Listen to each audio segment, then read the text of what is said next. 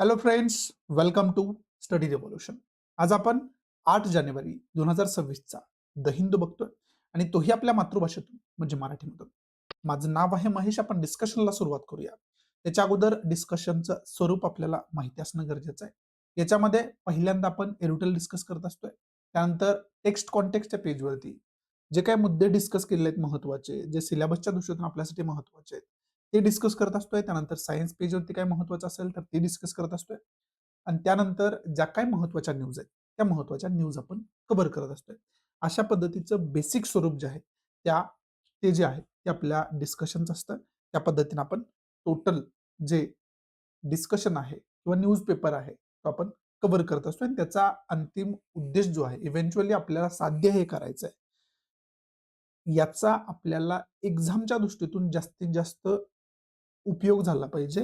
याचं मार्क्समध्ये कसं आपण जास्तीत जास्त रूपांतरण करू शकतोय, तो खरं तर याचा अंतिम उद्देश आहे. ते साध्य करणं याचा अंतिम उद्देश आहे.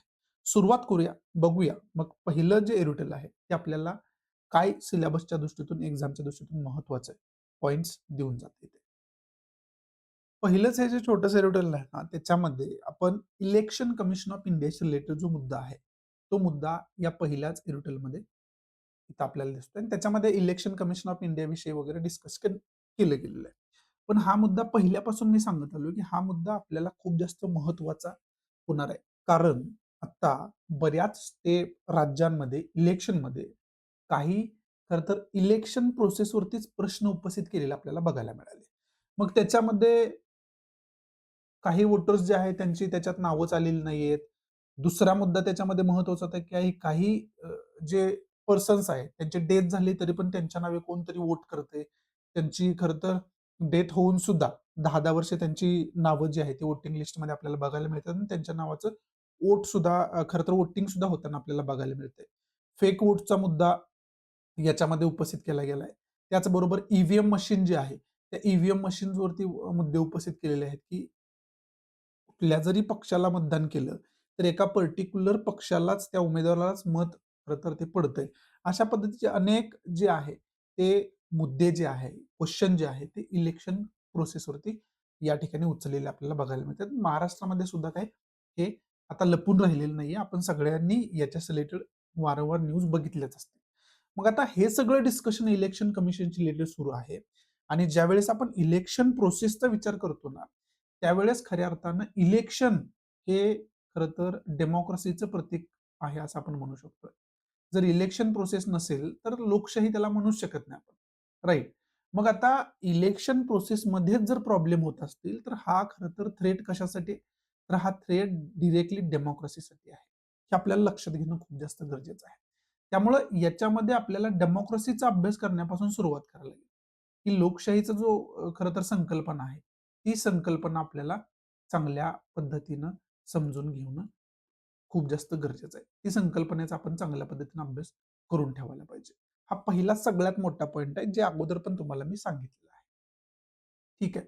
दुसरा इंडियन कॉन्स्टिट्यूशनमध्ये खरं तर इलेक्शन कमिशन जे आहे, ते इलेक्शन कमिशनची काय खरं तर पोझिशन आहे, ती स्टॅच्युटरी बॉडी आहे, कॉन्स्टिट्यूशनल बॉडी आहे, की आणखी वेगळ्या प्रकारची बॉडी आहे. इथपासून त्याचा अभ्यास करणं खूप जास्त गरजेचं आहे. मग त्याच्याशी रिलेटेड जे आहे, ते आर्टिकल्स कोणकोणते आहेत, त्या आर्टिकल्सचा आपल्याला अभ्यास करावा लागेल. त्याच्याशी रिलेटेड शेड्यूल असेल, पार्ट्स असतील कॉन्स्टिट्यूशनमध्ये, त्याचा आपल्याला चांगल्या पद्धतीने अभ्यास करावा लागेल. राइट. याच्याशी रिलेटेड मग कॉन्स्टिट्यूशनल अमेंडमेंट जे आहेत, ते कोणते अमेंडमेंट वगैरे झालेले आहेत का आता, त्याचा आपल्याला अभ्यास करावा लागेल. त्या दृष्टीतून हे आपल्यासाठी महत्वाचं आहे. हा दुसरा महत्वाचा पॉइंट आहे. ठीक आहे. आणि तिसरा महत्वाचा पॉइंट आपण एक केस स्टडी म्हणून जे आत्ताचे तुम्हाला मुद्दे सांगितले मी, की हे प्रश्न उपस्थित केले जातात. मग हे केस स्टडी म्हणून आपण याचा अभ्यास करणं खूप जास्त गरजेचं आहे. की हे नेमके प्रॉब्लेम्स काय आहेत आणि त्याचं मग सोल्युशन कशा पद्धतीचं निघू शकते. त्या सोल्युशनचा आपण चांगल्या पद्धतीने अभ्यास करून ठेवायला पाहिजे. एक केस स्टडी म्हणून तुम्ही डिटेलमध्ये याचा अभ्यास करणं गरजेचं आहे. याचं रिझन असं आहे, ह्या मुद्द्यांची समज तुम्हाला असणं गरजेचं आहे. कशासाठी? ज्यावेळेस तुम्ही पर्सनॅलिटी टेस्ट, त्याला कॉमन लँग्वेजमध्ये इंटरव्ह्यू म्हणतो. ज्यावेळेस तुम्ही इंटरव्ह्यूला जाताना त्यावेळेस तुमचे याच्यावरती ओपिनियन चेक केले जातात.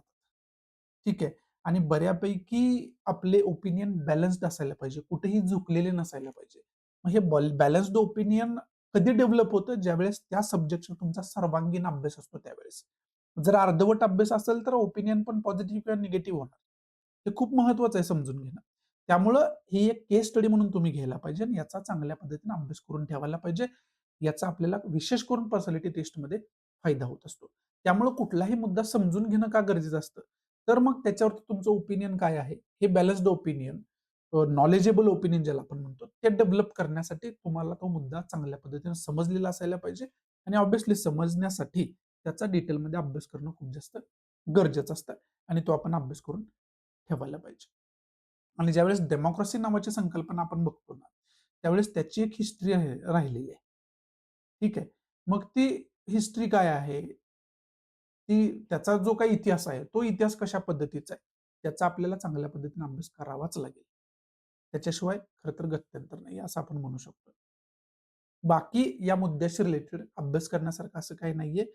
पण याच्याशी रिलेटेड जे पण काही आर्टिकल्स वगैरे महत्त्वाचे असतील, त्या सगळ्यांचा आपल्याला अभ्यास करणं खूप जास्त गरजेचं आहे. जी तथ्यात्मक इन्फॉर्मेशन आहे, ती तथ्यात्मक इन्फॉर्मेशन आपण चांगल्या पद्धतीने अभ्यास करणं गरजेचं आहे. आणि हा जो मुद्दा आहे, जसं की मी अगोदर पण तुम्हाला सांगितलंय, इथून पुढे पण अनेक याच्यावरती एडिटोरियल्स येतील, याच्यावरती न्यूज येतील, याच्यावरती वेगवेगळे आणखी सुद्धा जे डिबेट्सचे मुद्दे आहेत, ते डिबेटचे मुद्दे डिस्कशन त्याच्यावरती येईल. हे सगळं येईल. तोपर्यंत आपण या सर्वांगीण याचा जो आहे, तो अभ्यास करून ठेवणं गरजेचं आहे. तर आपल्याला वेगवेगळ्या अंगानं, वेगवेगळ्या लेखकांनी जे डिस्कशन केलेलं आहे, ते आणखी त्याच्यामध्ये भर टाकता येईल. आणखी त्याच्यामध्ये आपल्याला जे आहे, ते खरं तर आपलं जे समज आहे, ती समजमध्ये भर टाकायला आपल्याला त्याची मदत होईल. बाकी याच्यामध्ये, या मुद्द्यामध्ये इम्पोर्टंट असं काही नाहीये. पुढचा जो मुद्दा आहे, तो आपल्यासाठी इकॉनॉमीच्या दृष्टीतून, आकडेवारीच्या दृष्टीतून खूप जास्त महत्वाचा आहे. ठीक आहे. हे ज्यांचा इकॉनॉमी ऑप्शनल आहे, त्यांच्यासाठी पण ही आकडेवारी महत्वाची आहे. छोटीशी आकडेवारी पण महत्वाची आहे आणि ऑब्व्हियसली जी-एससाठी पण आपल्यासाठी हे खूप जास्त महत्वाचं आहे. आता याच्यामध्ये आपल्याला एक आकडेवारी काय दिलेली आहे, की प्रत्येक ₹100 मध्ये जे शहरी भागातील पर्सन आहे, तो कुठल्या-कुठल्या घटकांवरती किती रुपये खर्च करतो आणि जो ग्रामीण भागातला पर्सन आहे, तो कोणत्या घटकांवरती किती रुपये खर्च करतो, हे तुम्हाला याच्यामध्ये समजावून सांगायचा प्रयत्न केलाय. हे आकडेवारीच्या दृष्टीतून महत्वाचं आहे. त्यामुळे तुम्ही नोट हे करून घेणं खूप जास्त गरजेचं आहे. आता हे जे स्टॅटिस्टिक्स आहे, हा जो डेटा आहे, the data for the charts were sourced from the ministry of statistics and programme implementation for the period 1999 2000 to 23-24. 1999-2000 हे जे वर्ष आहे, तिथपासून 2023-24 पर्यंतसाठी जो डेटा कलेक्ट केला होता. कोणी? Ministry of statistics and programme Implementation जी अथॉरिटी आहे आपली, त्यांनी डेटा कलेक्ट केला होता. त्याच्या बेसिसवरती हा जो डेटा आहे, तिथून सोर्स केलेला आहे, तिथून घेतलेला आहे. त्याची ऑथेंटिसिटी आता क्लिअर झाली. ठीक आहे. आता ह्या अशा पद्धतीच्या गोष्टी आन्सर रायटिंगमध्ये कुठं अशा स्वरूपाचा क्वेश्चन आपल्याला आला, तर तिथं लगेच तुम्ही याचा दाखला देऊ शकता, की हा डेटा आहे ministry of statistics and programme इम्प्लिमेंटेशनचा आणि त्याच्यामध्ये हे तथ्य दिलं होतं. ते खूप जास्त इम्पॅक्टफुल ठरतं मार्क्स मिळवण्यासाठी. त्याच्यामध्ये हा पहिला चार्ट आपल्याला काय सांगतोय? Monthly per capita expenditure on food and beverages. Food आणि बेव्हरेजेसवरती आपण पर कॅपिटा एक्सपेंडिचर किती करतोय, हे याच्यामध्ये सांगितलेलं आहे. जर 1999 चा डेटा आपण बघितला, तर आपण जवळ-जवळ ₹59.4 जे रुरल लोक आहेत, ते खर्च करत होते आणि अर्बन पॉप्युलेशन जे आहे, ते ₹48.1 एवढं खर्च करत होते. ते 2023-24 मध्ये कमी झालेलं आपल्याला पाहावयास मिळते. 47 रुरलचं झालं आणि 39.6 अर्बनचं झालेलं आपल्याला बघायला मिळतंय. त्यानंतर इथं चार्ट 2 मध्ये काय दिलंय? Monthly per capita expenditure on पान, टोबॅको, ऑक्सिकंट म्हणजे जे काही चैनीच्या गोष्टी आपण चैनीच्या नाही, आपण काय म्हणू शकतो त्याला? चैनीच्याच म्हणू शकतो त्याला. नशेच्या वगैरे गोष्टी ज्या आपण आहे. टोबॅको कंझ्युम केलं जातं, पान कंझ्युम केलं जातं, त्यानंतर अल्कोहोल वगैरे कंझ्युम केलं जातं. त्या सगळ्या गोष्टी याच्यामध्ये येतात. 1999-2000चं जर वर्ष आपण बघितलं, तर त्याच्यावरती आपण 2.8 टू टू 1.9 रुपीज अशा पद्धतीने आपण खर्च करत होतो. ती आता 3.8 टू 2.3 असं आपण खर्च करताना आपल्याला खऱ्या अर्थानं बघायला मिळते. मंथली पर कॅपिटा एक्सपेंडिचर आपण तेवढा करतोय. आता ज्यावेळेस आपण पर 100 रुपीज म्हणतो, त्यावेळेस ऑब्व्हियसली हे शेकडेवारीमध्ये येते. ठीक आहे. 100 पैकी ₹2 खर्च करताय. म्हणजे तुम्ही 100% मध्ये 2% त्याच्यावरती खर्च करताय. म्हणजे हे पर्सेंटेजमध्ये पण तुम्ही घेऊ शकता, रुपीजमध्ये पण घेऊ शकता. त्यामुळे त्याच्यामध्ये कन्फ्यूज व्हायची गरज नाही. त्यानंतर चार्ट 3 मध्ये तुम्हाला सांगितले monthly per capita expenditure on fuel and light. Fuel आणि लाईट वरती तुमचा monthly per capita income expenditure किती आहे? तर तो 1999 मध्ये 7.5 7.7 च्या आसपास होता अर्बन रुरलचा. तो आता 6.1 5.5 पर्यंत गेलेला आपल्याला या ठिकाणी बघायला मिळतोय. म्हणजे त्याचा जो एक्सपेंडिचर आहे तो कमी झालेला कुठेतरी आपल्याला बघायला मिळतोय. त्यानंतर चौथा चार्ट आपल्याला काय सांगतोय monthly per capita expenditure on clothing, bedding and footwears म्हणजे चपल्या वगैरे तुम्ही घेता, कपडे वगैरे खरेदी करता आणि बाकी अ, जे सामान बेडिंगचे रिलेटेड वगैरे घेता. विशेष करून अपेरल्स रिलेटेड इथे बोललं जाते. ते 1999-2000च्या वर्षामध्ये 7.9 रुरलचं होतं, 7.2 अर्बनचं होतं. ते 2023-24 मध्ये 6.6 झालं आणि 5.6 झालं. म्हणजे ते सुद्धा कमी झालेलं आपल्याला बघायला मिळतंय. Monthly per capita expenditure on housing म्हणजे घर खर्च जो तुमचा आहे, हाउसिंग म्हणजे रेंट वगैरे जे प्रकार येतो. घर खर्च म्हणजे रेंट वगैरे किंवा मेंटेनन्स वगैरे जर घर तुमचं ओन असेल तर त्याच्याविषयी बोलले जाते. अर्बनचं 4.4 मंथली पर कॅपिटा एक्सपेंडिचर होता त्याच्यावरती. तो आत्ता झालाय 6.5 24-25 मध्ये आणि रुरलचा 0.3 होता. तो आता 0.5 वरती गेलेला आपल्याला बघायला मिळतोय. आणि मग ओव्हरऑल चार्ट चार्ट या ठिकाणी आपल्याला इथं दिलेला आहे. आता याच्यामध्ये हे आकडेवारी सोबतच तुम्हाला एक संकल्पना वारंवार दिसली. ते म्हणजे पर कॅपिटा. ठीक आहे. आता पर कॅपिटा ज्यावेळेस आपण बोलतो ना, त्यावेळेस त्याला मराठीमध्ये आपण दर डोई उत्पन्न असं म्हणतो. दर डोई असा त्याला शब्द आहे. मग ते उत्पन्न असू द्या किंवा तो खरं तर खर्च असू द्या. ठीक आहे. बऱ्यापैकी पर कॅपिटा इन्कमचा आपण अभ्यास करतो.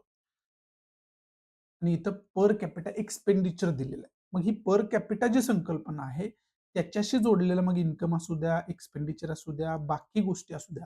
पर कॅपिटा एमिशन पुढे आपण डिस्कस करणार आहे, की पर कॅपिटा उत्सर्जन पर्यावरणाशी रिलेटेड जे कार्बन डायऑक्साईडचं उत्सर्जन आहे, ते काय आहे? पर कॅपिटा संकल्पना चांगल्या पद्धतीने तुम्हाला माहिती असायला पाहिजे. आणि त्याला जोडल्या गेलेल्या जे काही स्टडीच्या गोष्टी आहेत, त्या स्टडीच्या गोष्टींचा आपल्याला अभ्यास करणं खूप जास्त गरजेचं याच्या अंतर्गत होऊन बसतं. आणि त्याचा आपण संकल्पनांचा जो अभ्यास असतोय ना, तो संकल्पनांचा अभ्यास आपल्याला करणं खूप जास्त गरजेचं आहे. आणि तो अभ्यास आपण चांगल्या पद्धतीने करून ठेवायला पाहिजे. बाकी याच्यामध्ये इम्पोर्टंट असं काही नाहीये. डेटाशी रिलेटेड हे महत्वाचं आहे आणि टेलिग्राम चॅनल आपला जो आहे, त्याच्यावरती सुद्धा हा जो चार्ट आहे, तो मी पोस्ट करण्याचा ट्राय करतो, जेणेकरून तुम्हाला याची वेगळी नोट बनवण्यापेक्षा त्याची प्रिंट जरी मारून तुम्ही तुमच्या नोट्समध्ये ॲड केली, तरी ते तुमच्यासाठी सफिशियंट होईल. बाकी याच्यामध्ये इम्पोर्टंट असं काही नाहीये.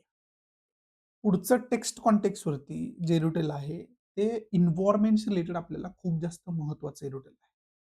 त्यामुळे आपल्याला एन्व्हायर्नमेंटच्या माध्यमातून याचा आपल्याला अभ्यास करणं गरजेचं आहे. हे लक्षात घ्या, की हे एरोटेल आपल्याला एन्व्हायर्नमेंटच्या माध्यमातून गरजेचं आहे. तथ्यात्मक इन्फॉर्मेशन पण याच्यामध्ये दिलेलं आहे. याचे सराउंडिंग पॉइंट जे आहेत, ते काल पण आपण डिस्कस केले होते. याच्या अगोदर अनेक वेळा सांगितले, की ज्या वेळेस पर्यावरणाचा खरं तर मुद्दा येईल, त्यावेळेस भारताच्या म्हणजे कंट्री लेव्हलवरती आपण काय-काय करतो त्याचा कसा अभ्यास करायचा आहे आणि ग्लोबल लेव्हलवरती आपण काय-काय करतो त्याचा कसा अभ्यास करायचा आणि त्याच्यामधले महत्त्वाचे पॉइंट्स काय आहेत. ते आपण अगोदर पण डिस्कस केलं. याच्या माध्यमातून अजून आपण ते खरं तर डिस्कस करणार आहे. पण या एरोडेलच्या माध्यमातून वेगळं आपल्याला काय सांगायचा प्रयत्न केला आहे. तर याच्यामध्ये एक तर जे जे जे पण डिस्कस केले गेले त्याला बेस लाईन आहे 2005 हे वर्ष. ठीक आहे. म्हणजे 2005 या वर्षामध्ये काय होत होतं, त्याचं खरं तर कंपॅरिझन याच्याबरोबर केलेलं आहे. आता पॅरिस समिट जी झाली, त्याला त्याचा पॅरिस ॲग्रीमेंट वगैरे आपण म्हणतो ना, ते याच्याशी जोडलं गेलेलं आहे सगळं. जी पॅरिस समिट झाली त्याच्यामध्ये इंडियानं पर्यावरणाशी रिलेटेड जे कार्बन एमिशन आहे किंवा प्रदूषण आहे, ते कंट्रोल करण्यासाठी काही प्रॉमिसेस केले गेले होते. आणि ते ऑब्व्हियसली बाकी कंट्रींना पण खऱ्या अर्थाने केलेले. कारण ग्लोबल लेव्हलला आपण ग्लोबल वॉर्मिंग सारखी समस्या बघतोय. त्याचं रिझन काय आहे? पर्यावरण प्रदूषण आहे. तेच खऱ्या अर्थानं पोल्युशन हे त्याचं रिझन आहे. मग ते कमी करणं खूप जास्त गरजेचं आहे. मग ते कमी जर करायचं असेल, तर तुम्हाला काय करावं लागेल? कार्बन एमिशन कमी करावं लागेल. कार्बन एमिशन कमी करायचं असेल, तर काय करावं लागेल? रिन्युएबल एनर्जी सोर्सेस तुम्हाला वापरावे लागतील. राइट. मग या सगळ्या गोष्टी त्याच्या पाठीमागे आहेत. मग त्याच्यामध्ये इंडियाला कशा पद्धतीची इंडियाची पोझिशन आत्ताची कशा पद्धतीची आहे, हे खऱ्या अर्थाने या ठिकाणी आपल्याला चांगल्या पद्धतीनं लेखकांनी समजवायचा प्रयत्न केला. मग आता जर एमिशन इंटेन्सिटी उत्सर्जनाची जर इंटेन्सिटी आपण बघितली, तर ते 2010 मधली आणि 2020 मधली कंपेअर केली, तर ती इंटेन्सिटी आपण कमी करत आलेलो आहे. 2020 मध्ये खूप कमी झालेली आहे. इथं इमिशन इंटेन्सिटी रिडक्शन पर्सेंटेज जर बघितलं, तर ते आपल्याला खऱ्या अर्थानं जवळ-जवळ 15% पर्यंत आपल्याला 2012 पर्यंत मध्ये वगैरे पाहायलाच मिळते. त्यानंतर 20% आपल्याला 2014 मध्ये बघायला मिळते. त्यानंतर 25% च्या आसपास आपल्याला 2016 मध्ये बघायला मिळते. 30% म्हणजे 35% च्या आसपास वगैरे, जे 32% च्या आसपास वगैरे, ते आपल्याला 2019 पर्यंत बघायला मिळते. आणि ते 35 पेक्षा जास्त झालेलं आपल्याला बघायला मिळते, ते म्हणजे 2020 मध्ये. ठीक आहे.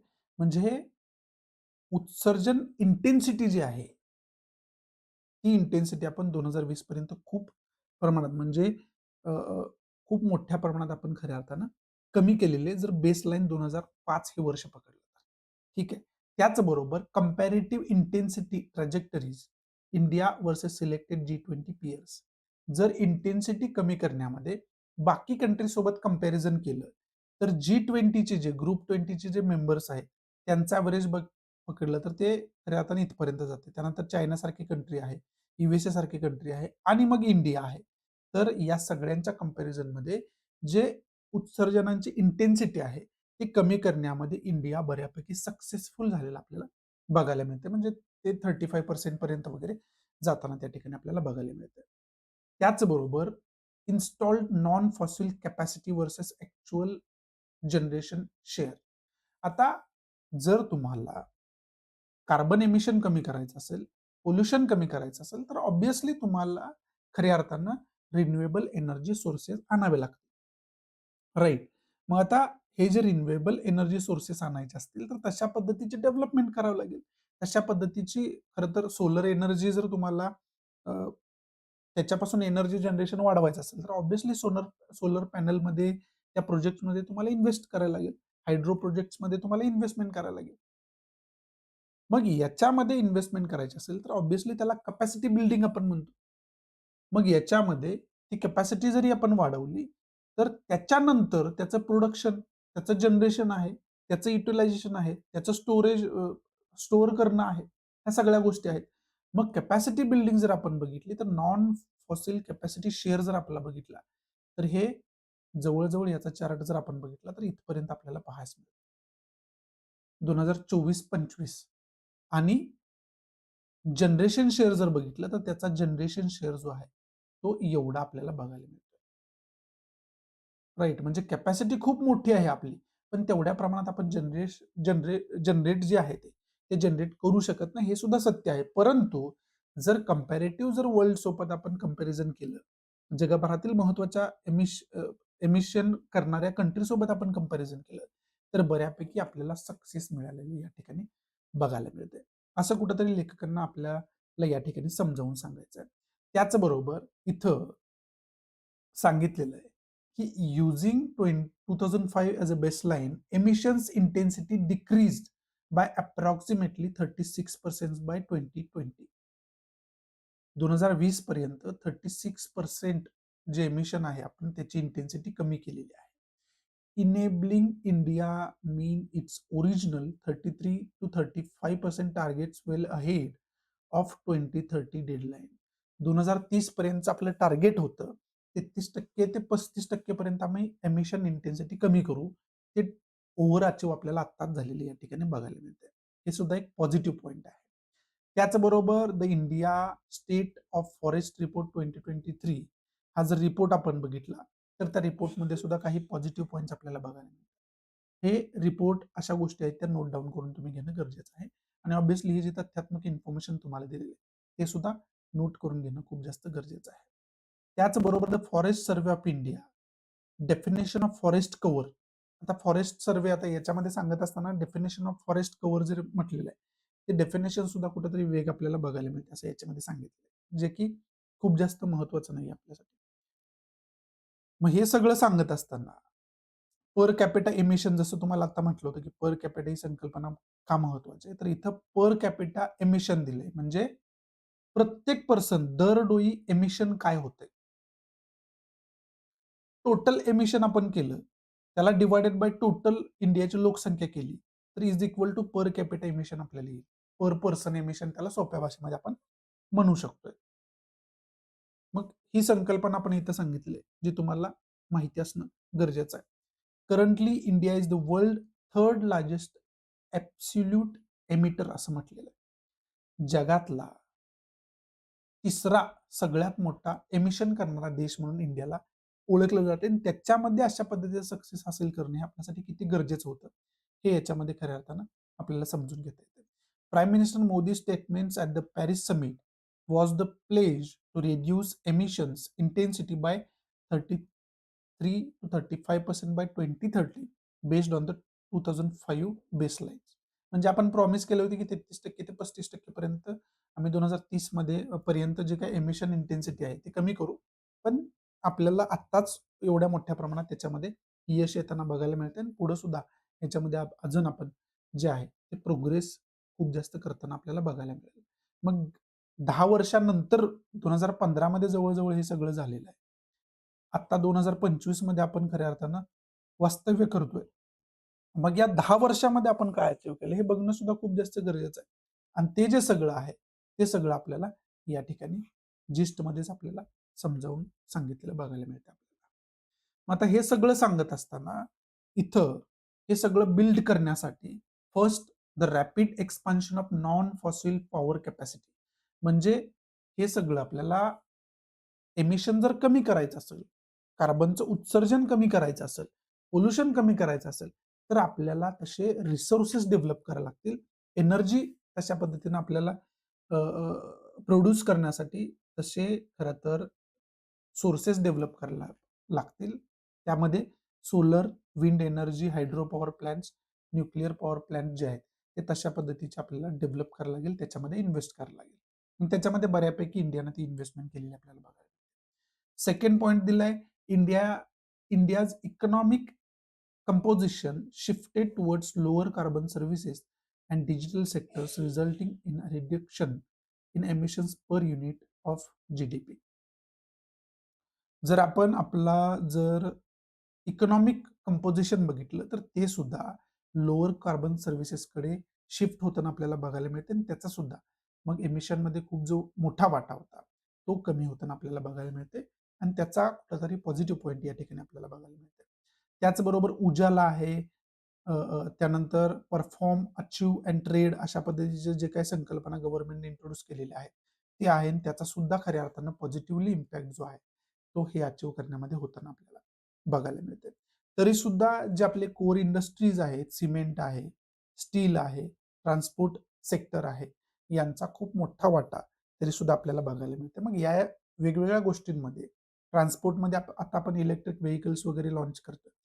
त्यामुळे सुद्धा याचं इमिशन येणाऱ्या काळामध्ये कमी आपल्याला बघायला मिळणार आहे. पुढं अनालिसिस बाय क्लायमेट ट्रान्सपरन्सी आणि international energy agency shows that India's rate of intensity decline exceeds that of many G20 peers, but coal's large share keeps absolute per kilowatt emissions high.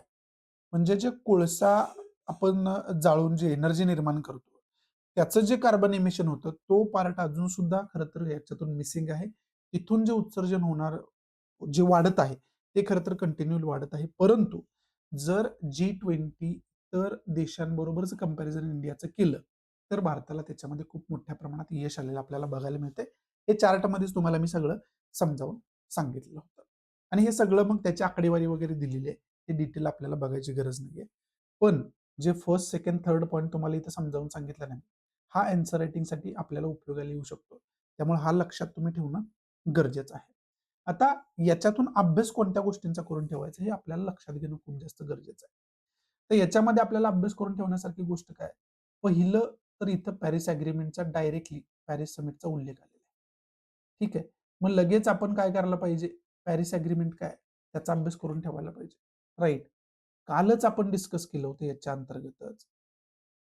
United nation framework convention on climate change, ज्याला आपण UNFCCC म्हणतो. याच्या अंतर्गतच आपण काय करतो? Conference of पार्टीच्या meetings करतो. काल कॉन्फरन्स ऑफ पार्टीची 30th मीटिंग होती. त्याच्यावर आपण डिस्कस केले आणि कशाशी रिलेटेड आपण काल डिस्कस करत होतो, तर ब्राझीलशी रिलेटेड. ब्राझीलमध्ये जे Amazon फॉरेस्ट आहे, त्याच्यामध्ये सेराडो जे ग्रासलँड आहे, त्याच्याशी रिलेटेड आपण डिस्कस करत होतो. मग ह्या ज्या सगळ्या गोष्टी आहेत, काल पण आपण एन्व्हायर्नमेंट रिलेटेड डिस्कस केलं. ग्रासलँड का रिझर्व्ह करणं गरजेचं आहे, प्रोटेक्ट करणं गरजेचं आहे. आणि आज परत एन्व्हायर्नमेंटचा दुसरा पार्ट येतोय. म्हणजे त्याच्यामध्ये परत तुम्हाला वेगळं सांगायची गरज पडायलाच नाही पाहिजे मुळात. राइट. म्हणजे कालच आपण डिस्कस केले की UNFCCC, Paris agreement, COP13, Kyoto protocol पण काल तुम्हाला सांगितलं होतं. का अभ्यास करणं त्याचं गरजेचं आहे.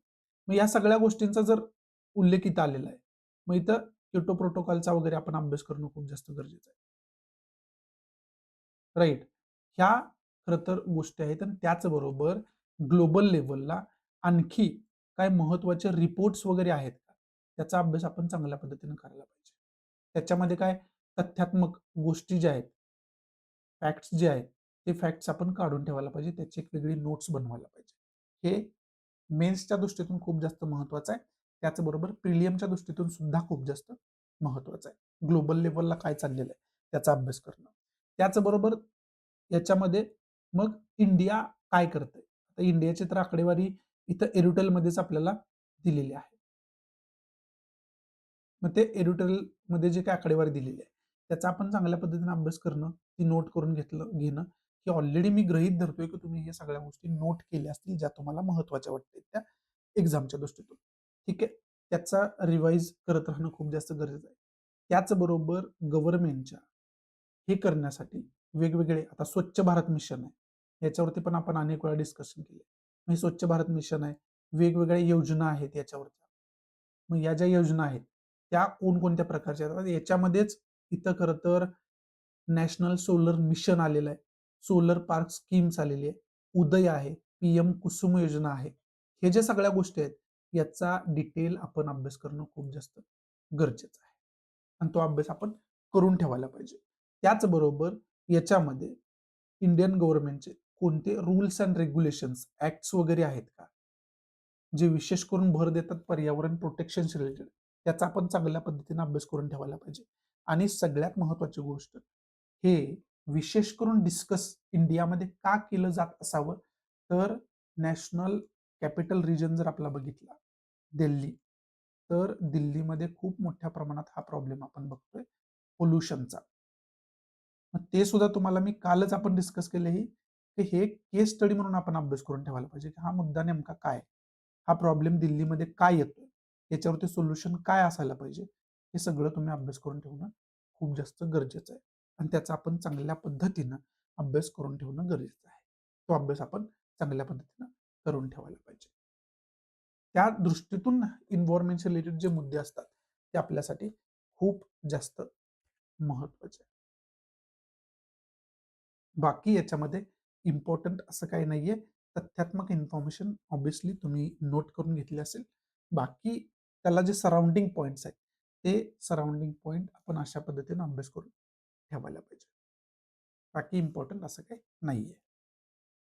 पुढे सायन्स पेजवरती काल आपण सायन्स पेजवरती जे ग्रासलँड का प्रोटेक्ट करायला पाहिजे, ते का गरजेचं आहे डिस्कस केलं होतं. आज परत सायन्स पेजवरती त्याच्याशी थोडासा वेगळा पण रिलेटेड पॉइंट कोणता आलाय, की वाईल्ड लाईफ जे आहे, ती रिस्टोर करणं का गरजेचं आहे आणि प्रायव्हेट जर रिझर्व्हज आपण बनवले, तर ते कशा पद्धतीनं प्रोटेक्ट होऊ शकतायत, होऊ शकतात की नाही होऊ शकतात अशा पद्धतीचा प्रश्न आहे आणि त्याच्यामध्ये एक प्रायव्हेट एक्झाम्पल जे आहे ते देऊन एका प्रायव्हेट रिझर्व्हचे एक्झाम्पल्स वगैरे देऊन याच्यामध्ये याचं महत्व आपल्याला समजावायचा प्रयत्न केला आहे. मग याच्यामध्ये वाईल्ड लाईफ प्रोटेक्ट करणं का गरजेचं आहे? ते कशा पद्धतीने इंडियामध्ये प्रोटेक्ट केलं जातंय? त्याच्या रिलेटेड ऍक्ट्स वगैरे कोणते आहेत? रूल्स रेग्युलेशन्स काय-काय आहेत? आणि त्याच्या रिलेटेड स्कीम्स वगैरे काय आहेत? काय योजना वगैरे काय आहेत का? त्याचा आपल्याला अभ्यास करावा लागेल. हा मुद्दा वाईल्ड लाईफ जे जे खरं तर वाईल्ड लाईफ सँक्च्युरी वगैरे आपण वेगवेगळ्या बनवलेल्या आहेत. म्हणजे ऑब्व्हियसली आपल्याला पहिल्यापासून माहिती आहे, की हे जे काय जैवविविधता आहे, ती जपणं किती गरजेचं आहे, हे पहिल्यापासून आपल्याला माहिती आहे म्हणून तर अशा ॲक्टिव्हिटीज आपण केलेल्या आहेत. परंतु याचा आपल्याला डिटेल अभ्यास करून ठेवावा लागेल. त्या दृष्टीतून हा मुद्दा खूप जास्त महत्त्वाचा आहे. म्हणून मी तुम्हाला हे दाखवण्याचा प्रयत्न केलाय. वाईल्ड लाईफचा अभ्यास करणं वेगवेगळ्या पद्धतीने सिलेबसमध्ये दिलेलं आहे. आणि मग ते प्रोटेक्ट करणं का गरजेचं आहे वगैरे, वगैरे आणि याच्यावरती मेन्सला मल्टिपल टाइम्स क्वेश्चन पण आलेले आहे. वाईल्ड लाईफच्या रिलेटेड आणि प्रिलियमला तर खूप वेळा आलेला आहे वाईल्ड लाईफच्या रिलेटेड. त्यामुळं त्या पद्धतीनं आपल्याला अभ्यास करणं खूप जास्त गरजेचं आहे. वाईल्ड लाईफचा अभ्यास पहिल्यांदा ती संकल्पना समजावून घेणं गरजेचं आहे. आणि मग आपल्याला समजून घेता येईल, की याचं वाईल्ड लाईफ खरं तर प्रोटेक्शनची का गरज आहे? त्याचं महत्त्व काय आहे? या सगळ्या गोष्टी आपल्याला समजून घेता येईल. त्या पद्धतीने आपण या सगळ्या गोष्टींकडे बघितलं पाहिजे, या संकल्पनेकडे बघितलं पाहिजे आणि त्याचा चांगल्या पद्धतीने अभ्यास करायला पाहिजे. बाकी लाईन टू लाईन हे बघायची काही गरज नाही आपल्याला. त्याच्यामध्ये काही तथ्यात्मक इन्फॉर्मेशन नाहीये. पण इंडियन सिव्हिल सर्व्हिसचा आपण अभ्यास करतोय म्हणजे इंडिया याच्यावरती काय करतंय? त्याच्याच रिलेटेड काय स्कीम्स आहेत, योजना आहेत, ॲक्ट्स आहेत, वाईल्ड लाईफ सँक्च्युरी कोणकोणत्या आहेत, जास्त जैवविविधता असणारं ठिकाण इंडियामध्ये कोणतं आहे? ते कसं प्रोटेक्ट इंडियाकडून केलं जातंय, गव्हर्नमेंटकडून केलं जातंय, हे सगळं आपल्याला अभ्यास करावा लागेल. इथून आपल्याला सुरू होत आहेत, ज्या काही महत्त्वाच्या न्यूज आहेत, त्या महत्त्वाच्या न्यूज सुरू होत आहेत आणि पहिलीच न्यूज जी आहे, ती ग्रॉस डोमेस्टिक प्रोडक्ट्स रिलेटेड ही न्यूज आहे. आणि आता ग्रॉस डोमेस्टिक प्रोडक्ट न्यूजमध्ये असणं गरजेचं पण आहे. कारण यू-एस-एचं जर आपण बघितलं, तर यू-एस-एनं आपल्यावर वेगवेगळ्या गोष्टींवरती टॅरिफ जो आहे, तो वाढवलेला आपल्याला बघायला मिळाला. ज्या गोष्टीवरती नव्हता, त्या गोष्टीवरती लावलेला बघायला मिळाला. आणि कुठं तर मग रशियाकडून आपण जे क्रूड ऑइल खरेदी केलं, रशिया-युक्रेन वॉर सुरू असताना यू-एस-एने ते खरं तर त्याला विरोध केलेला असताना, सँक्शन्स लावलेले असताना आपण खरेदी केलं. त्याच्यामुळे ही कुठेतरी यू-एस-एनं खरं तर रेसिप्रोकल एक एक बदलेच्या भावनांना जे टॅरिफ्स लावलेले आहेत, तशा पद्धतीचे टॅरिफ्सकडे या बघितलं जातं आणि याचा परिणाम ऑब्व्हियसली यू-एस-एच्या मार्केटमध्ये आपण खूप मोठ्या प्रमाणात एक्सपोर्ट करतोय. आणि मग ते खरं तर महागल्यामुळं ते एक्सपोर्ट कमी होणं, त्याचा परिणाम अर्थव्यवस्थेवर होणं हे साहजिक होतं आणि त्याच्यामध्ये सुद्धा आपण जे जी-डी-पी ग्रोथ आहे ती आपली आता 7.4% आपल्याला बघायला मिळालेली या क्वार्टरमध्ये. असं याच्यामध्ये खऱ्या अर्थानं सांगितलं आपल्याला बघायला मिळतं. मग आता या माध्यमातून, या न्यूजच्या माध्यमातून आपल्याला अभ्यास काय गोष्टींचा करून ठेवायचा हे नीट लक्षात घ्या. पहिला तर जे यू-एस-एनं जे टॅरिफ्स इंडियावरती लावले ना, त्या टॅरिफ्समुळं भारताच्या इकॉनॉमीवरती काय परिणाम होणार आहे, ते खरं तर परिणामांचा आपण चांगल्या पद्धतीने अभ्यास करणं खूप जास्त गरजेचं आहे. त्या दृष्टीतून हे यू-एस-एचे टॅरिफ्स आपल्यासाठी महत्त्वाचे आहेत. आणि या सगळ्या गोष्टींचा ज्यावेळेस तुम्ही अभ्यास करता, त्यावेळेस संकल्पना, ड्युटी काय असतात, टॅरिफ्स काय असतात, हे खरं तर एकच संकल्पना आहे की वेगवेगळी संकल्पना आहे. मग त्याच्यामध्ये काय मायक्रो डिफरन्स असेल, तर मग ते मग काय मायक्रो डिफरन्स आहेत? ह्या सगळ्या गोष्टींचा आपल्याला संकल्पना समजावून घेतल्यानंतरच ह्या सगळ्या गोष्टी आपल्याला समजावून घेता येतील. आणि हे सगळं अभ्यास करत असताना मग इंडियाचे आणि यू-एस-एचे इंटरनॅशनल रिलेशन जे आहेत, ते इंटरनॅशनल रिलेशन कशा पद्धतीचे आहेत, त्याची हिस्ट्री काय राहिलेली आहे, हे सुद्धा आपल्याला इंटरनॅशनल रिलेशन जी-एसच्या दृष्टीतून आपल्यासाठी महत्त्वाचं आहे. त्याचा आपण चांगल्या पद्धतीनं अभ्यास करून ठेवायला पाहिजे. आता दुसरी गोष्ट यालाच लागून काय आहे, की यू-एस-ए सारख्या कंट्रीवरती आपण एक्सपोर्टसाठी डिपेंड राहू शकत नाही. त्यामुळे आपल्याला बाकीचे मार्ग बघायला लागतील. हे काय यू-एस-एनं टॅरिफ लावल्यावर आपल्या लक्षात नाही आलं. पहिल्यापासून आपल्याला माहिती आहे, की एखाद्याच कंट्रीवरती याच्यामध्ये डिपेंड जास्त प्रमाणात राहणं, हे ती कंट्री मग डिसाईड करेल, की हे यांची इकॉनॉमी फायद्यात राहील की तोट्यात राहील. त्यामुळे आपल्याला बाकीचे सोर्सेस बघायला लागतील. म्हणून आपण काय करतोय, बायलॅटरल ट्रेड एग्रीमेंट वेगवेगळ्या कंट्रीसोबत साइन करतोय. फ्री ट्रेड ॲग्रीमेंट वेगवेगळ्या कंट्रींसोबत ट्राय करतोय, म्हणजे साइन करतोय. आणि याचं एक्झाम्पल म्हणजे आत्ता लेटेस्ट एक्झाम्पल न्यूझीलंडचं आहे. त्याचबरोबर ओमानचं एक्झाम्पल आहे याच्यामध्ये. त्याचबरोबर यूके सारख्या कंट्रीचं एक्झाम्पल आहे. आणि ह्याच गोष्टी अजून बाकी कंट्रींसोबत आपण करण्याचा ट्राय करतोय. त्याच्यामध्ये येणाऱ्या काळामध्ये आपल्याला यश पण मिळेल. आणि मिडल ईस्ट ज्या कंट्रीज आहेत त्यांच्यासोबत सुद्धा आपण अशा पद्धतीच्या जे अग्रीमेंट आहेत, अशा पद्धतीचे जे व्यापारिक संबंध आहेत, ते चांगल्या पद्धतीने मजबूत आणि स्वस्तात आपल्याला एकमेकांसोबत व्यापार कसा करता येईल, याच्यावरती भर देताना आपण बघायला मिळतं. आणि मग त्याच्यामुळं ह्या ज्या सगळ्या गोष्टी आहेत, या गोष्टी आपल्याला अभ्यास करणं खूप जास्त गरजेचं होऊन बसतं, जे यूएसएच्या सराउंडिंगच आहेत, या घटनेच्या सराउंडिंग खरं तर फिरतात. आणि यूएसएची जी काही टॅरिफ पॉलिसी आहे, त्याच्यावरती मी वेगळे लेक्चर पण ऑलरेडी बनवलेले आहे. करंट बेस्ड इश्यू नावाची जी प्लेलिस्ट आहे, त्याची लिंक डिस्क्रिप्शन बॉक्समध्ये तुम्हाला दिली आहे. त्यामध्ये जाऊन तुम्ही ते डिटेलमध्ये बघू शकतात, की ही टॅरिफ पॉलिसी काय आहे, त्याचे परिणाम भारताच्या अर्थव्यवस्थेवरती काय होऊ शकतात वगैरे. त्या दृष्टीतून हा मुद्दा जो आहे, ही न्यूज जी आहे, ती आपल्यासाठी महत्त्वाची आहे. आणि मग त्याचा मॅपच्या माध्यमातून पण आपल्याला अभ्यास करायचाच आहे. हे वेगळं तुम्हाला सांगायची गरज नाही. त्या दृष्टीतून आपल्यासाठी ही न्यूज महत्त्वाची आहे. बाकी याच्यामध्ये इम्पोर्टंट असं काही नाहीये. पुढची न्यूज आहे ती परत आपल्याला यूएसएशी रिलेटेड बघायला मिळते, अमेरिकेशी रिलेटेड बघायला मिळते.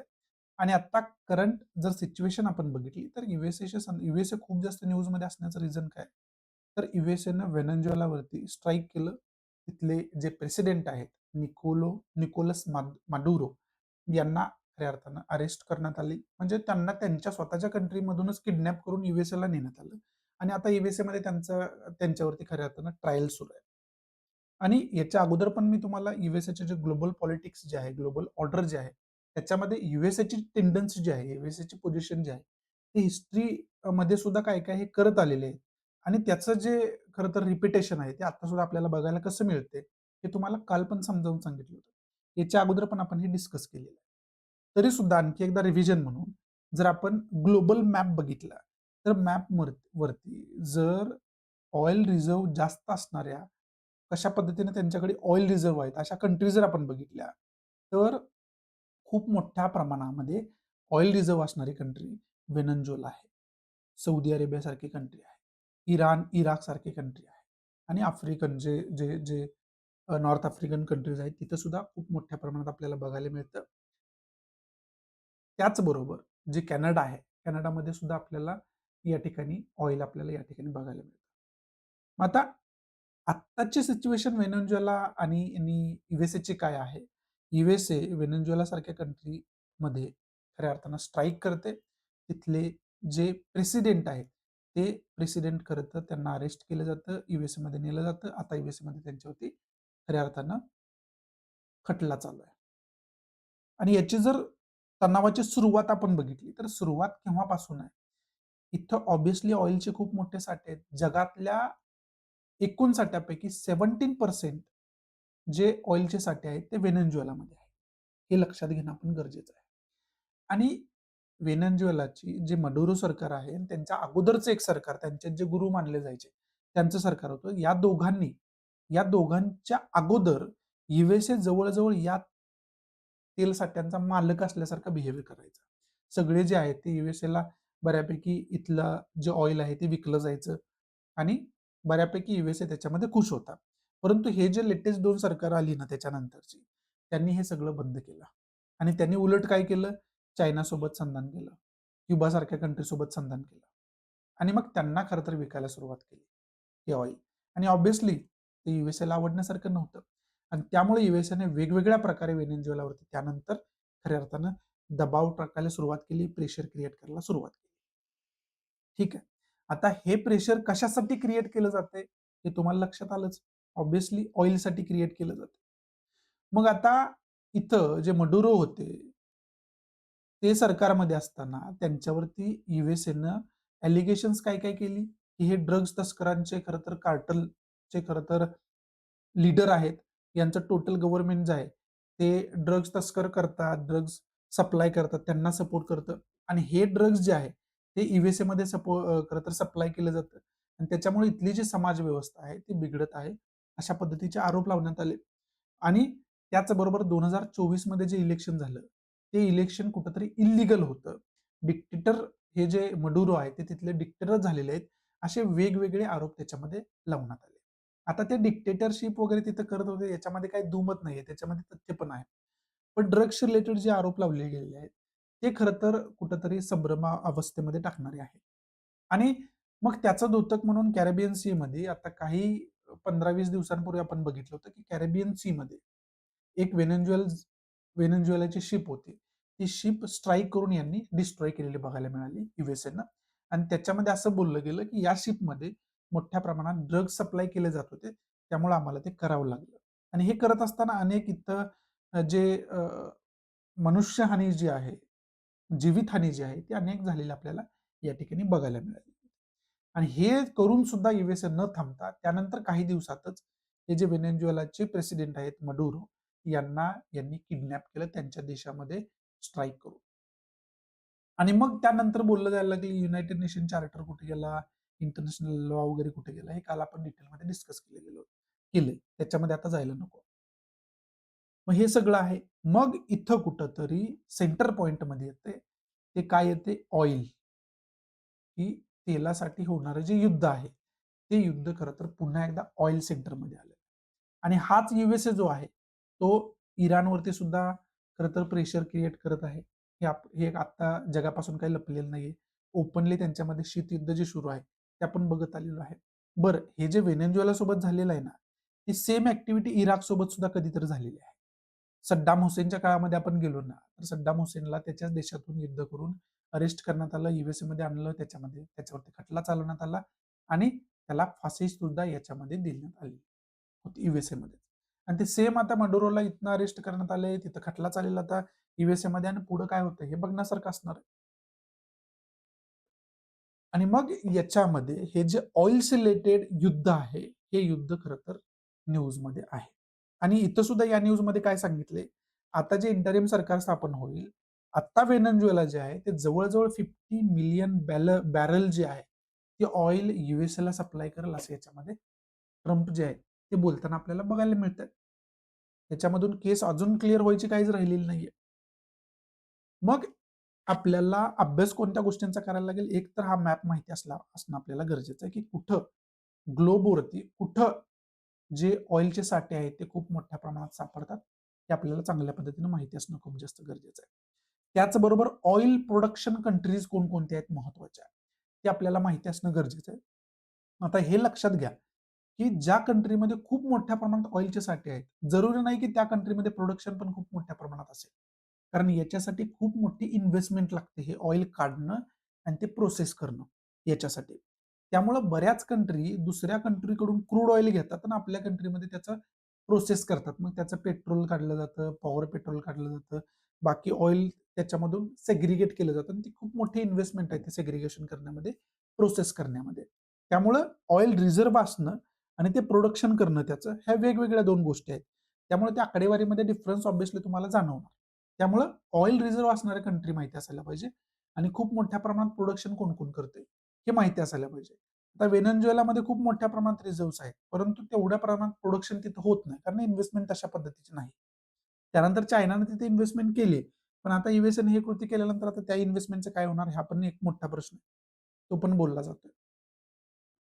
मग हे जे आकडेवारी आहे, हे जो मॅप आहे ते तुम्हाला माहिती असणं गरजेचं आहे. ठीक आहे. आता याला सराउंडिंग अभ्यास आपल्याला कोणकोणत्या गोष्टींचा करून ठेवायचा हे ऑलरेडी तुम्हाला सांगितलेलं आहे. तरी आणखी रिव्हिजन म्हणून आपण करत राहणं गरजेचं आहे.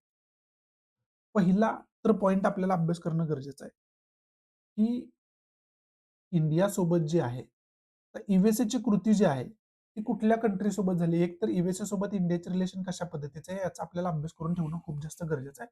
त्याचा अभ्यास आपण करून ठेवायला पाहिजे.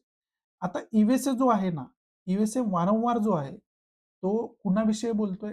एकतर व्हेनेझुएला विषयी बोलतोय, ऑब्व्हियसली आपल्याला माहिती आहे कारण त्यांनी जी कृती केली त्याच्यामुळे. ठीक आहे. त्याचबरोबर रशियाविषयी बोलत आलेलं आहे. का? कारण रशिया युक्रेन वॉर चालू आहे. बरोबर आहे. चायनाचं आणि त्यांचं शीतयुद्ध सुरू आहे. त्यामुळे चायनाविषयी ऑब्व्हियसली बोलत राहणार आहे. राईट. त्याचबरोबर आता इंडियावरती म्हणजे आपल्यावरतीच त्यांनी टॅरिफ लावलेले वेगवेगळे बघायला मिळाले. का? रशिया युक्रेन वॉर सुरू असताना सुद्धा आपण रशियाकडून ऑइल खरेदी केलं आणि त्याचं प्रमाण उलट आपलं वाढतच गेलं. कारण ऑब्व्हियसली रशिया युक्रेन वॉर मध्ये युरोपियन कंट्रीज असू दे, युएस असू दे, त्यांनी रशियावरती सँक्शन्स लावले होते आणि रशियाकडून कोणी ऑइल खरेदी करू नये वगैरे वगैरे म्हटलं होतं. म्हणजे रशियाचा खूप मोठा ऑइल साठा पडून राहणार होता. मग त्यांनी डिस्काउंटेड प्राइसमध्ये जे घेतील त्यांना द्यायला सुरुवात केली आणि आपल्याला जर डिस्काउंटेड प्राइसमध्ये मिळत असेल तर ऑब्व्हियसली आपण ते जास्त प्रमाणात घेणार आणि ते जे आपल्या अर्थव्यवस्थेसाठी चांगलं आहे ते करण्याचा आपल्याला टोटल अधिकार आहे. सार्वभौम कंट्री आहे आपण. पण हे युएसएला आवडलं नाही. त्यामुळे हे टॅरिफ्स वगैरे लावलेले आपल्याला बघायला मिळाले. ठीक आहे. आणि इंडियावरती वेगवेगळ्या पद्धतीनं ट्रम्पनी भाष्य सुद्धा अनेक वेळा केलेलं आहे. त्यामुळं इंडिया विषयी सुद्धा ते बोलत असतात. आणि ऑब्व्हियसली रशिया युक्रेन वॉर चालू आहे म्हणजे युक्रेन तर त्याच्यामध्ये आलाच. ठीक आहे. या सगळ्या कंट्रींवरती आणि विशेष करून याच्यामध्ये सगळ्यात महत्वाचा पार्ट म्हणजे इराण विषयी सुद्धा ते बोलताना वारंवार आपल्याला बघायला मिळतं. ठीक आहे. त्यांच्यामध्ये सुद्धा शीतयुद्ध आपल्याला बघायला मिळतं आतापर्यंत. मग हे जे सगळं आहे, तर या सगळ्या कंट्रींसोबत इंडियाचे रिलेशन जे आहे, त्याचा आपल्याला चांगल्या पद्धतीने अभ्यास करायला लागेल. हे आपण वेगळं बघायची गरज नाहीये. त्याचबरोबर या सगळ्यांचा मॅप बघणं आपल्याला खूप जास्त गरजेचं आहे. की मॅपवरती यांची पोझिशन कशा पद्धतीची हे बघणं गरजेचं आहे. आणि ऑइलचा महत्वाचा सेंटर पॉईंट आपण डिस्कस करतोय. मग इराणमध्ये मोठ्या प्रमाणात ऑइल साठे आहेत. रशिया एक्सपोर्टर आहे ऑइलचा. मग ते कसं काय? हे बघणं गरजेचं आहे. मग ह्या ऑइलच्या दृष्टीतून सुद्धा आपण अभ्यास करणं खूप जास्त गरजेचं आहे. आणि तिसरा पॉईंट याच्या अगोदर पण मी तुम्हाला सांगितलं आहे, की वर्ल्ड वॉर फर्स्ट मध्ये आणि वर्ल्ड वॉर सेकंड मध्ये आपण म्हणजे जग काय शिकलं? तर जग शिकलं की वर्ल्ड वॉर किंवा वॉर हे व्हायलाच नाही पाहिजे. त्याच्यामध्ये वित्त हानी आणि जीवित हानीच होत असते. त्याच्यामध्ये कोणाचा फायदा होत नाही. ठीक आहे. त्याच्यामुळे आपण काय केलं? त्याच्यामुळे आपण खऱ्या अर्थानं युनायटेड नेशनची स्थापना केली. ठीक आहे. शांतता प्रस्थापित व्हावी. एक चार्टर आला, इंटरनॅशनल लॉ आला. जेणेकरून युद्धजन्य परिस्थितीच निर्माण होईल. ठीक आहे. मग तरी सुद्धा युएस अशा पद्धतीची कृती करतं. तरी सुद्धा आपण बघतोय रशिया युक्रेन वॉर सुरू आहे. तरी सुद्धा आपण बघतोय इस्रायल पॅलेस्टाईन जो कॉन्फ्लिक्ट सुरू आहे या ठिकाणी. तिथं गाझा स्ट्रिपमध्ये काय चाललंय आपण सगळेजण बघतोय. मग हे जे आहे ते कुठंतरी निकामी झालंय का? किंवा युएसए सारख्या पॉवरफुल कंट्री ज्या आहेत, रशिया सारख्या पॉवरफुल कंट्री ज्या आहेत, त्या ह्या युएन चार्टरला मानत नाहीत का? किंवा त्याला काही किंमतच नाहीये राहिलेली का? मग कुठंतरी हे संकेत आहेत का, की वर्ल्ड वॉर 3 जे आहे, ते खरं तर आपण ते इन्व्हाईट करतोय. त्याचे संकेत आहेत का? ह्याचा आपण एक केस स्टडी म्हणून अभ्यास करायला पाहिजे आणि त्याच्यामध्ये ऑइलची पोझिशन काय? हे युद्ध होण्यासाठी कारणं काय-काय असतील? त्याच्यातलं मेजर कारण ऑइल आहे हे आपल्याला इग्नोर करून चालणार नाही. पण बाकी पण काय कारणं आहेत? ही जिओपॉलिटिकल कारणं काय-काय आहेत? याचा आपल्याला अभ्यास करावा लागेल. या पद्धतीने आपण केस स्टडी म्हणून हे घ्यायला पाहिजे आणि त्याचा डिटेलमध्ये अभ्यास करून ठेवायला पाहिजे. कारण याचीच हिस्ट्री राहिलेली आहे. आणि ची कृती जर बघितली ना, मला पर्सनली असं वाटतं, की ज्या पॉवरफुल कंट्रीज, महासत्ता कंट्रीज आहेत ना, त्या आपल्या सोयीनुसार ह्या युनायटेड नेशनचा वगैरे वापर करून घेतात.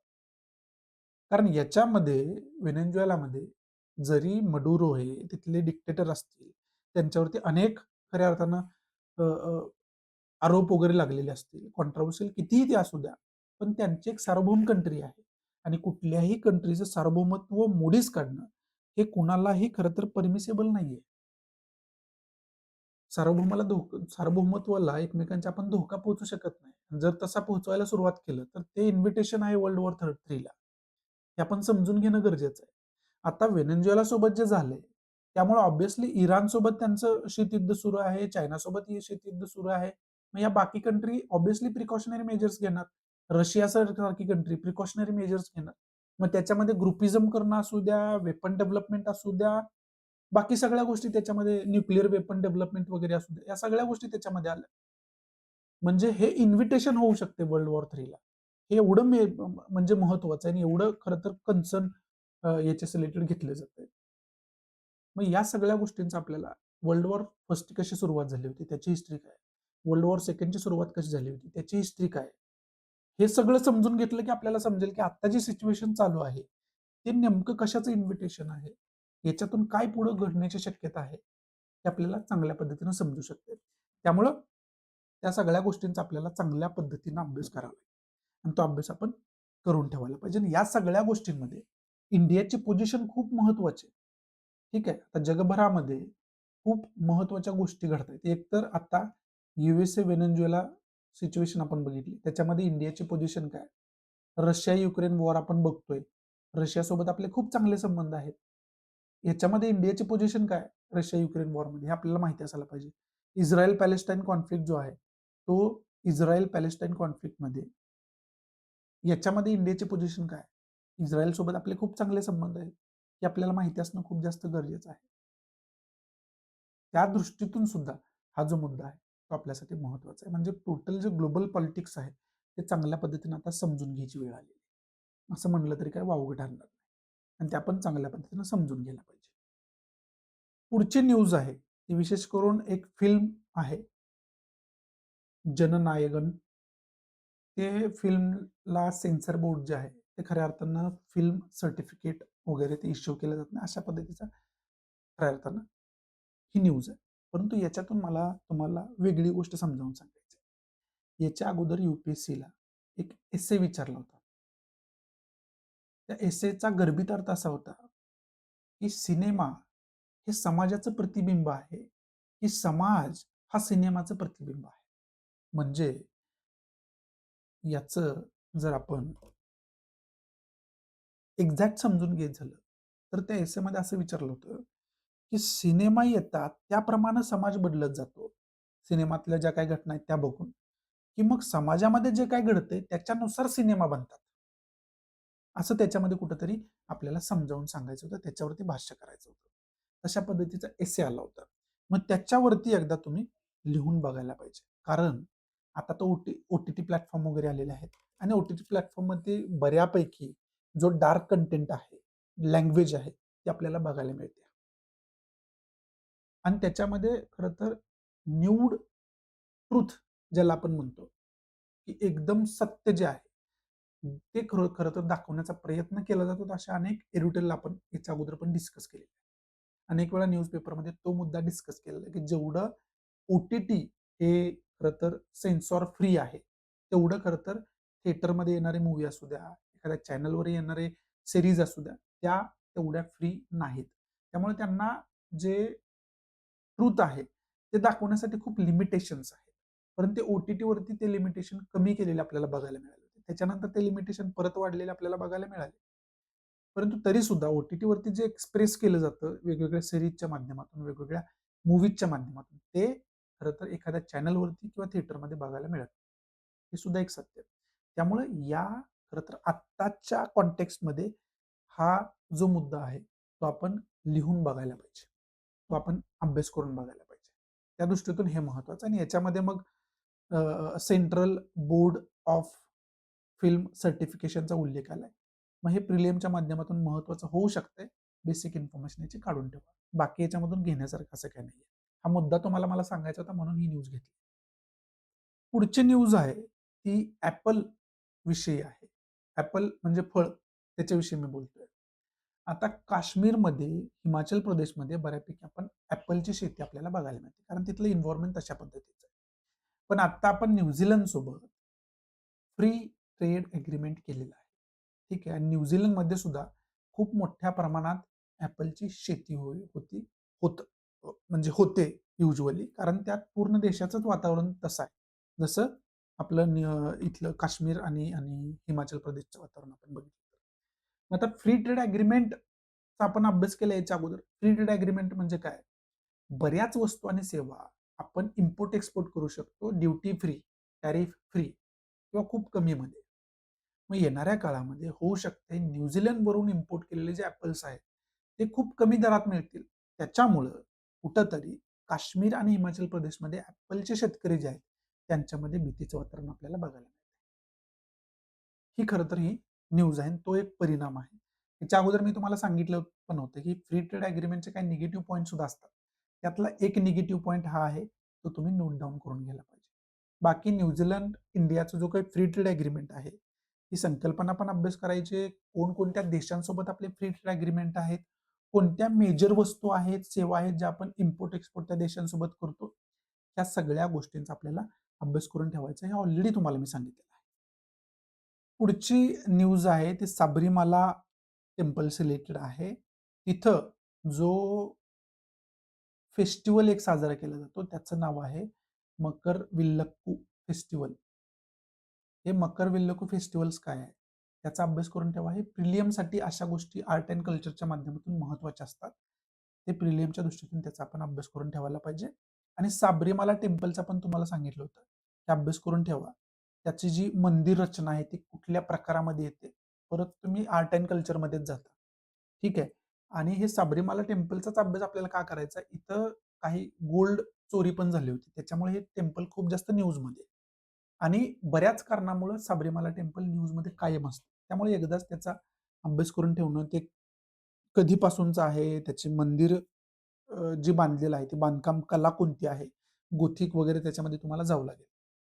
त्या पद्धतीनं सगळ्या गोष्टींचा आणि कुठले-कुठले महत्त्वाचे फेस्टिव्हल्स आहेत, त्याचं कल्चरल इम्पॉर्टन्स तिथं काय आहे, या सगळ्या गोष्टींचा आपल्याला डिटेल अभ्यास या अंतर्गत करावा लागेल. पुढची न्यूज आहे ती केरळा स्टेटशी रिलेटेड आहे आणि केरळामध्ये एक बिल खरं तर प्रोजेक्ट केलं जातंय आणि ते बिलला खरं तर कर्नाटक गव्हर्नमेंट विरोध करताना आपल्याला बघायला मिळतं. ते बिल काय आहे तर मल्याळम जी लँग्वेज आहे ते कंपल्सरी फर्स्ट लँग्वेज करण्याचं ते बिल आहे. परंतु कर्नाटकचं असं म्हणणं आहे की केरळामध्ये जे मायनॉरिटी कन्नड बोलणारी जी मायनॉरिटी आहे त्यांच्यावरती कुठेतरी हा अन्याय आहे. त्यामुळे हे अनकॉन्स्टिट्युशनल आहे असं या ठिकाणी बोललं जातं आणि त्याच्यामध्ये मग गव्हर्नरचा रोल वगैरे काय हे सुद्धा डिस्कस केलं जाते. मग आता याच्यामध्ये आपल्याला अभ्यास कोणत्या गोष्टींचा करावा लागेल? पहिला पॉइंटमध्ये इंडियन कॉन्स्टिट्यूशनमध्ये लँग्वेज रिलेटेड तरतूद काय दिलेली आहे त्याचा आपल्याला अभ्यास करून ठेवायला लागेल. मग त्याच्याशी रिलेटेड जे आर्टिकल्स आहेत त्या आर्टिकल्स असू द्या, स्केड्युल्स त्याच्याशी रिलेटेड काय काय आहे त्या स्केड्युलचा अभ्यास असू द्या आणि कोणत्या पार्टमध्ये हे दिलेलं आहे त्याचा अभ्यास असू द्या. त्याचबरोबर याच्याशी रिलेटेड अमेंडमेंट काय करून कोणत्या लँग्वेज परत ऍड झालेल्या आहेत इंडियन कॉन्स्टिट्यूशनमध्ये या सगळ्या गोष्टींचा आपल्याला पहिलं तर अभ्यास करावा लागेल. हा सगळ्यात महत्वाचा आपला पहिला मुद्दा आहे. दुसरा मुद्दा, स्टेट गव्हर्नमेंट ज्यावेळेस एखादं बिल आणते त्यावेळेस त्याचं ऍक्टमध्ये रूपांतर करण्यासाठी ते कशा पद्धतीनं पास होत जातं, त्याच्यामध्ये गव्हर्नर जो आहे त्याची भूमिका काय असते, या सगळ्या गोष्टींचा आपल्याला डिटेलमध्ये अभ्यास करावा लागेल. त्या दृष्टीतून हा जो मुद्दा आहे तो आपल्यासाठी महत्वाचा आहे. बाकी याच्यामध्ये इम्पॉर्टंट असं काही नाहीये. पुढची न्यूज आहे ती इस्रोशी रिलेटेड आहे आणि इस्रो जे आहे the Indian Space Research Organisation ही 12 जानेवारीला एक मिशन लॉन्च करते. ही सॅटेलाइट जी आहे ती अर्थचं ऑब्झर्वेशन करण्याचं काम करणार आहे. त्याचं नाव आहे PSLV C62/EOS-N1 हे मिशन आहे. याची डिटेल इन्फॉर्मेशन आपल्याला काढावी लागेल. हे प्रिलियमच्या दृष्टीतून महत्वाचं आपल्यासाठी. याचं काम काय आहे, ते कसं काम करतं वगैरे वगैरे. पुढची न्यूज इस्रायल इंडियाशी रिलेटेड आहे आणि इस्रायलचे जे नियम आहेत ते येणाऱ्या फ्युचरमध्ये इंडियाच्या व्हिजिटवरती जसे पुतीन आले होते तसेच ते येऊ शकतात असं खऱ्या अर्थानं बोललं जातं. मग आता इस्रायल पॅलेस्टाईन कॉन्फ्लिक्ट गाझा स्ट्रीपमध्ये काय चालू आहे? रशिया युक्रेन युद्ध चालू आहे. रशियाचे प्रेसिडेंट व्हिजिट करतात. त्यानंतर इस्रायल पॅलेस्टाईन कॉन्फ्लिक्ट चालू आहे गाझा स्ट्रीपमध्ये. इथे इस्रायल आहे, इथं इंडिया आहे आणि इथं रशिया आहे. इथं गाझा स्ट्रीपमध्ये काय काय सुरू आहे आणि त्याचे मग इस्रायलचे जे जे जे प्रमुख लीडर आहेत नेतन्याहू ते इंडियाच्या व्हिजिटवरती येत आहेत. हे कुठंतरी मग आता एक जे संबंध आहेत ऑब्व्हियसली इस्रायल असू द्या किंवा रशिया असू द्या त्यांच्यासोबत आपले मैत्रीपूर्ण संबंध खूप चांगल्या पद्धतीचे राहिलेले आहेत पहिल्यापासून. त्याला एक परत अजून एक मोड वेगळा येतोय का हे सुद्धा बघण्यासारखं असणार आहे. त्या दृष्टीतून ही न्यूज आपल्यासाठी महत्वाची आहे. बाकी याच्यामध्ये इम्पॉर्टंट असे काही नाहीये. ज्यावेळेस इस्रायलचा विषय येतो ना त्यावेळेस इस्रायलच्या स्थापनेपासून वर्ल्ड वॉर सेकंड मध्ये यांची खूप इंटरेस्टिंग स्टोरी आहे. वर्ल्ड वॉर सेकंड मध्ये ज्यू लोकांची कशा पद्धतीने कत्तल हिटलरने केली होती जर्मनीमध्ये हे आपण सगळ्यांनी बघितले आणि त्याच्यानंतर प्रकर्षानं ज्यू लोकांना वाटायला लागले की आपली स्वतःची एक भूमी असायला पाहिजे, आपला स्वतःचा एक देश असायला पाहिजे आणि त्यातून मग इस्रायलचा कशा पद्धतीने उगम होतो हे बघणं खूप इंटरेस्टिंग आहे. यांची हिस्ट्री आपल्याला माहिती असायला पाहिजे आणि मग याच्यावरती वेगळं लेक्चर ऑलरेडी मी बनवलेलं आहे. जी डिस्क्रिप्शन बॉक्समध्ये करंट बेस्ड इश्यू नावाची प्लेलिस्ट आहे त्याच्यामध्ये लेक्चर तुम्हाला सापडेल. त्यांची सगळी हिस्ट्री पहिल्यापासून इंडियासोबत कसे रिलेशन राहिलेले हे सगळं त्याच्यामध्ये मी समजावून सांगितलं. ते तुम्हाला माहिती असायला पाहिजे. तर आता इंडिया जो जो इस्रायल पॅलेस्टाईन कॉन्फ्लिक्ट आहे तो तुम्हाला समजून घेता येईल. मग त्याच्यामध्ये गझा स्ट्रीपचं काय आहे, त्याच्यामध्ये का तिथं आता असं घडायला लागलेलं हे तुम्हाला समजून घेता येईल. त्या दृष्टीतून हे आपल्यासाठी महत्वाचं असू शकतं. पुढची न्यूज आहे ती सोनम वांगचुक यांच्याशी रिलेटेड आहे आणि हे खरं तर जेलमध्ये असलेलं आपल्याला बघायला मिळतात आणि त्यांच्यावर जी हेअरिंग चालू आहे त्या हेअरिंगशी रिलेटेड खरं तर ही न्यूज आहे. आता लद्दाखचे खूप महत्वाची पर्सनॅलिटी ही मानली जाते. पर्यावरणाशी रिलेटेड काम करतात. पॉलिटिकल काही गोष्टी पण खरं तर हे इन्व्हॉल्व असतात त्याच्यामध्ये पण तिथले लोक जे आहेत ते खरं तर यांना स्वतःचा लीडर मानतात. सोनम वांगचुक आणि त्यांची पर्सनॅलिटी पण तशीच आहे. इन्व्हायरमेंट ऍक्टिव्हिस्ट आहेत ते इन्व्हायरमेंटसाठी अनेक वेळा त्यांनी लढा दिलेला आहे. अनेक मोठमोठे अवॉर्ड जे आहेत ते त्यांना मिळालेले आहेत आणि ग्लोबल रिकग्निशन सुद्धा त्यांना मिळालेलं आहे. आणि आता विशेष करून हा जो मुद्दा आहे तो 370 हटवल्यापासून आपल्याला समजून गेलाय. पहिल्यांदा 370 हे आर्टिकल होतं तिथं म्हणजे जम्मू काश्मीर सारखी लद्दाखमध्ये परिस्थिती होती. ते 370 हटवल्यानंतर सोनम वांगचुक यांनी याचं खरं तर समर्थन केलं होतं. आता 370 हटवल्यानंतर तिथं काय झालं? युनियन टेरिटरीचा दर्जा मिळाला. ठीक आहे. आता याच्या अगोदर लद्दाखची खंत काय होती, की जम्मू काश्मीर जे आहे, म्हणजे काश्मीर विशेष करून त्यांच्याबरोबर डिस्क्रिमिनेट त्यांना केलं जातं. त्या पद्धतीच्या सुविधा जेवढ्या काश्मीरला मिळतात, तेवढ्या लद्दाखला मिळत नाहीत. त्यामुळे 370 हटवणं खूप जास्त गरजेचं आहे. आणि त्यामुळे 370 हटवल्याचं स्वागत केलं होतं. त्यानंतर युनियन टेरिटरीचा दर्जा मिळाला. म्हणजे युनियन टेरिटरीचा म्हणजे दर्जा मिळाला म्हणजे काय? तर इथं युनियन गव्हर्नमेंटची सत्ता असते. युनियन गव्हर्नमेंट त्याच्यामध्ये सगळे बघणार काय करायचं, यांच्या सुविधा काय काय गरजेचं आहे त्यांना वगैरे वगैरे सगळं. पण याच्यामध्ये अजून सिच्युएशन बिघडली, की दिल्लीमध्ये बसलेली लोक लडाखमध्ये काय काय प्रॉब्लेम चालू आहे हे समजू शकत नाहीत. आणि मग युनियन गव्हर्नमेंट आणि सोनम वांगचुक यांच्यामध्ये त्याच्यावरून खऱ्या अर्थानं काय इन्व्हायरमेंट तिथं प्रोटेक्ट केलं जावं, तिथल्या जे काय पारंपरिक कल्चर आहे ते प्रोटेक्ट केलं जावं, ह्या अशा पद्धतीच्या मागण्या यांच्या होत्या. आणि त्यामुळे त्यांचं असं होतं, की ह्या जे सगळं जे गव्हर्न करण्याची जी जी आपण म्हणू शकतो पॉवर आहे, ती स्टेट गव्हर्नमेंटला दिली जावी असं त्यांचं म्हणणं होतं. म्हणजे गव्हर्नमेंट इथे एस्टॅब्लिश करणं खूप जास्त गरजेचं आणि ते करण्यासाठी ऑब्व्हियसली त्याला युनियन टेरिटरी नाही तर स्टेटहुडचा दर्जा देणं खूप जास्त गरजेचं होतं. आणि अशा पद्धतीची त्यांची मागणी होती आणि त्याच्यासाठी त्यांनी उपोषण केलं, पदयात्रा केली दिल्लीकडं, लडाख ते दिल्ली अशा पद्धतीच्या ऍक्टिव्हिटीज केल्या. पण एका प्रोटेस्टमध्ये हिंसक वळण निर्माण झाल्यामुळे त्यानंतर त्यांना अरेस्ट करण्यात आले आणि त्यांना दोषी ठरवण्यात आलं, की ह्या सगळ्या ऍक्टिव्हिटीज करण्यामध्ये यांचा हात आहे वगैरे वगैरे. आणि हा पर्सन गेल्या आपण म्हणू शकतोय वर्षांपासून जेलमध्ये असलेलं आपल्याला बघायला मिळतं. जवळ-जवळ वर्ष झालीच त्याला आपण म्हणू शकतो असं. मग आता इथं गव्हर्नमेंटवरती एक प्रेशर क्रिएट होतंय, की एवढा खरं तर महत्वाचा पर्सन तुम्ही जेलमध्ये ठेवलेला आहे.